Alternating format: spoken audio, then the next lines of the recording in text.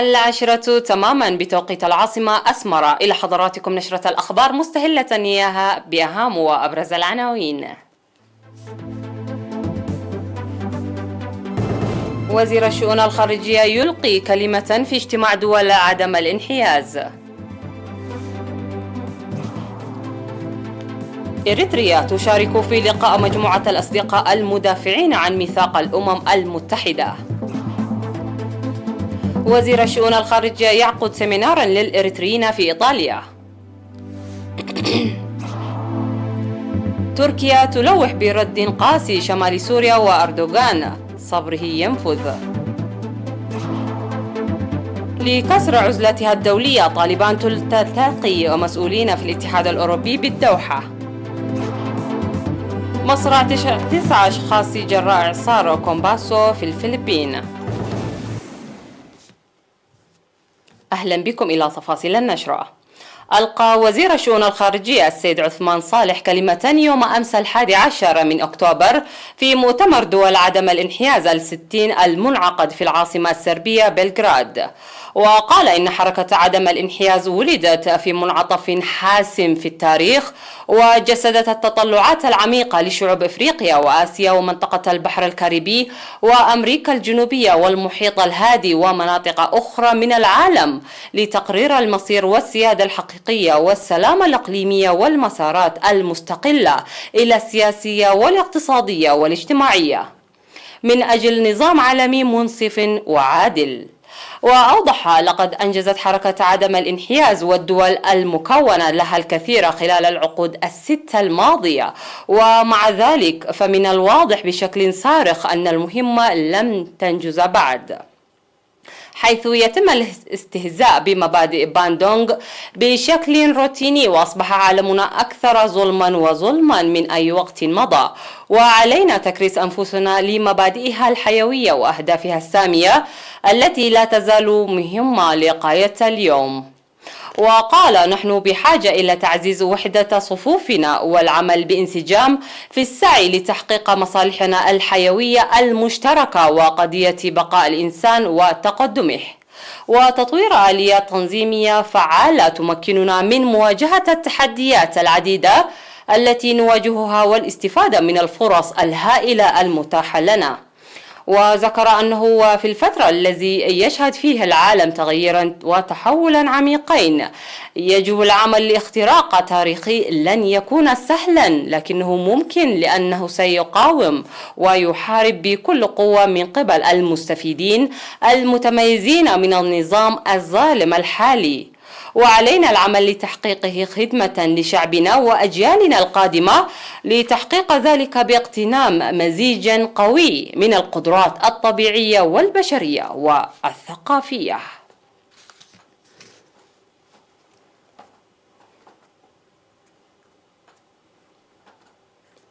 شارك الوفد الإريتري العالي المستوى في الاجتماع الوزاري الثاني لمجموعة الأصدقاء المدافعين عن ميثاق الأمم المتحدة على هامش الاجتماع الستين للدول الأعضاء في حركة عدم الانحياز. وألقى مستشار الرئيس السيد يماني جبرآب كلمة باسم الحكومة الإريترية في الاجتماع الوزاري لمجموعة الذي عقد اليوم 12 من أكتوبر في مدينة بلغراد السربية. يذكر أن مجموعة الأصدقاء المدافعين عن ميثاق الأمم المتحدة التي تضم 19 دولة عضوة في الأمم المتحدة بينها إريتريا وروسيا والصين وكوبا وفنزويلا تأسست في شهر يوليو 2021، وعقدت اجتماعها الوزاري الأول في 23 من سبتمبر 2021 في نيويورك.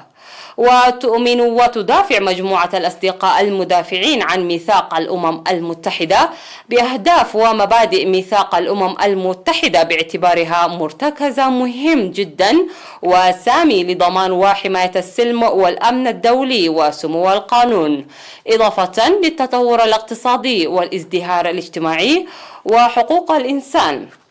ولها موقف واضح يعارض الخطوات الأحادية الإجبارية المعربدة المنتهكة للميثاق.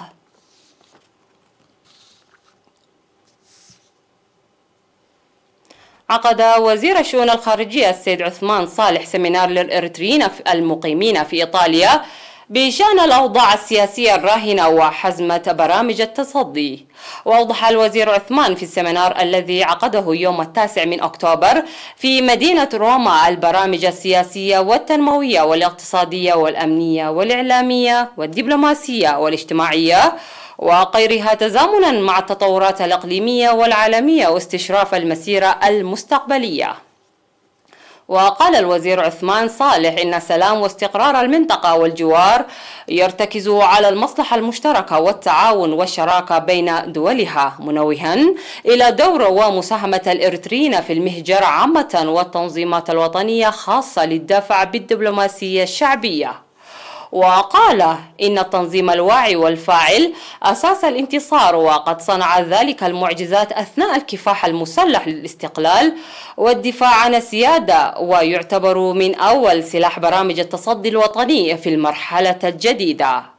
وأجاب وزير الشؤون الخارجية السيد عثمان صالح على أسئلة الحضور. شارك في السيمينار الذي يعتبر الأول من نوعه بعد ظهور وباء كورونا مواطنون إريتريون من صقلية وأبريزور ونابولي وفرنسي وبولونيا وغيرها من المناطق الإيطالية.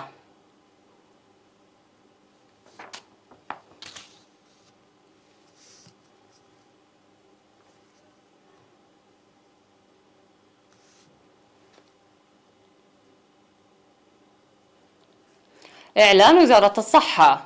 أعلنت وزارة الصحة أن الفحوصات المخبرية التي أجريت اليوم في مراكز العزل والفحص في الإقليمين الأوسط والقاش بركة أظهرت إصابة 3 مواطنين بفيروس كورونا، وظهرت إصابتان في أسمرة بالإقليم الأوسط وواحدة في أديبرة بإقليم القاش بركة.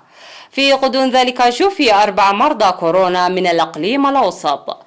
وبهذا بلغ عدد المصابين بفيروس كورونا في البلاد حتى الآن 6758، شفي منهم 6673 وتوفي 43 مريضا، فيما لا يزال 42 مرضى يتلقون العلاج في المستشفيات. وزارة الصحة 12 من أكتوبر 2021.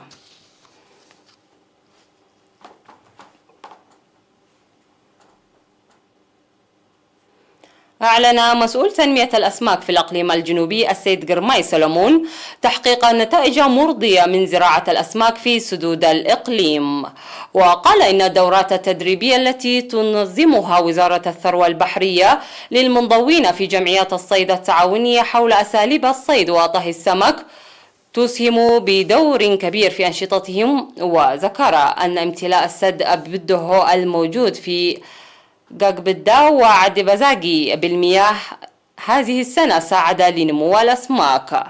وأشاد رئيس جمعية صياد الأسماك في سد بدوه السيد مانييل جورجو إلى استفادتهم من السد بزراعة وزارة الثروة البحرية الأسماك عام 2018 وتقديمها لهم أدوات الصيد اللازمة وتدريبهم ليتمكنوا من الاستفادة من السد الذي كان يستفيد منه فقط المزارعون في الزراعة المروية. وذكر بدء الاستفادة الاقتصادية من صيد الأسماك من السد ويعملون لفتح متجر بيع الأسماك في دبروة. وأوضحت السيدة جنت كفلي الأنشطة التي في تدريب طهي الأسماك أن أسماك المياه العذبة تساهم في التوازن الغذائي للأسر. وأوضح مسؤول تنمية الأسماك في الأقليم الجنوبي السيد قرماي سلمون أن الأنشطة الزراعية على السدود تتسبب في تلوث المياه والأسماك ويجب اتخاذ الخطوات الجادة لتصحيحه.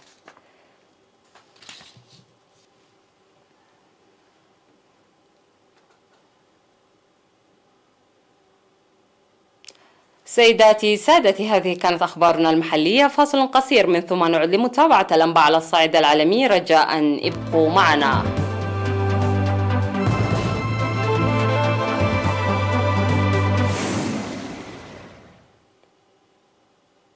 وعلى الصعيد العالمي، أبدى الرئيس التركي رجب طيب أردوغان استعداده لاتخاذ الإجراءات اللازمة للقضاء سريعا على التهديدات ضد قواته بعد الهجمات الأخيرة التي شنت ضده في شمال سوريا.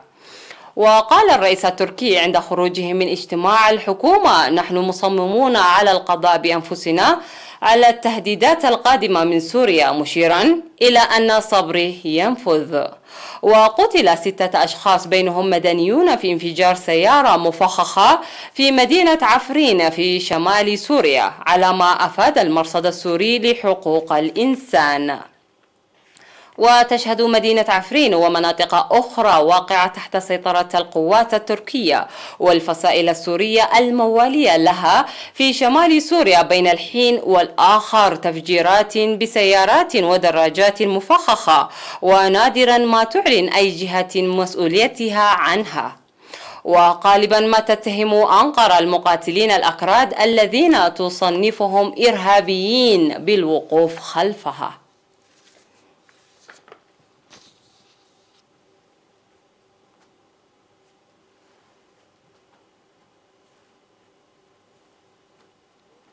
قال وزير الخارجية في الحكومة الأفغانية المؤقتة أمير خان متقي إن بلاده تريد علاقات متوازنة مع جميع الدول بما فيها الاتحاد الأوروبي والدول المجاورة، وذلك بعد محادثات مع ممثلين أوروبيين ومنظمات إغاثية دولية. ودعا متقي في مؤتمر صحفي عقده بالعاصمة القطرية الدوحة إلى الالتزام باتفاق الدوحة مع الأمريكيين الذي شكل منطلقا للعلاقات الحسنة حسب تعبيره. وقد عقد ممثلون عن الحكومة الأفغانية المؤقتة والولايات المتحدة أول اجتماع رفيع المستوى في الدوحة بعد الانسحاب الأمريكي من أفغانستان في أغسطس الماضي.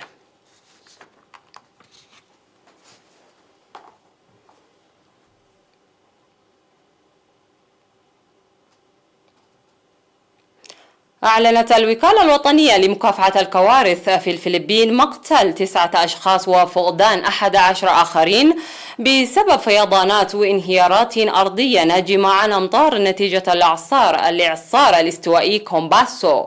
وقالت الوكالة إنها تتحقق من معلومات واردة من وحدات إقليمية لها أفادت بمقتل 4 أشخاص في انهيارات أرضية بمقاطعة شمالية ومقتل 5 في فيضانات بمقاطعة في جنوب غرب البلاد.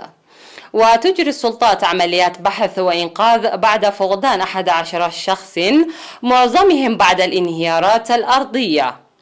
وكان الإعصار كومباسو الذي صحبته رياح بلغت سرعتها القصوى 100 كيلومتر في الساعة قد اندمج مع بقايا إعصار سابق قبل أن يصل إلى اليابسة في الفلبين.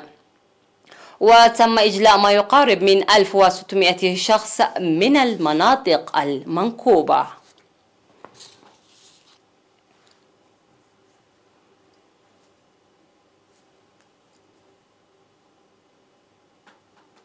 والخبر الأخير في هذه النشرة، حيث لقي شخصان مصرعهما وأصيب ما لا يقل عن 2 آخرين جراء تحطم طائرة خفيفة في منطقة سكنية بالقرب من مدينة سان دييغو في ولاية كاليفورنيا الأمريكية.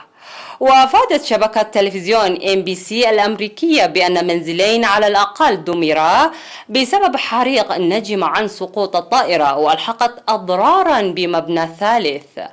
وقالت إدارة الشرطة مقاطعة سان دييغو إنها أغلقت عدة شوارع بسبب الحادث، وأضافت أن إدارة الطيران الفيدرالية والمجلس الوطني لسلامة النقل سيتوليان التحقيق في الحادث.